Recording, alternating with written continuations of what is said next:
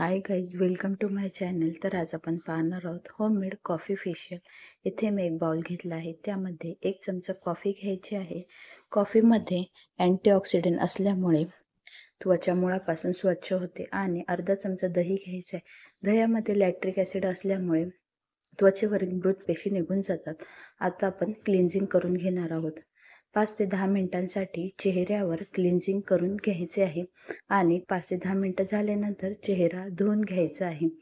त्यानंतर आता आपण स्क्रब करायचे आहे.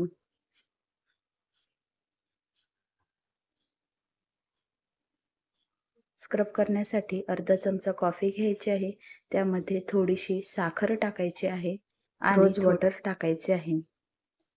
आणि हा स्क्रब पण आपल्याला 5 मिनिटांसाठी चेहऱ्यावर करून घ्यायचा आहे. स्क्रब केल्यामुळे चेहऱ्यावरील व्हाईट हेड्स निघून जातात आणि डेड स्किन पण निघून जाते.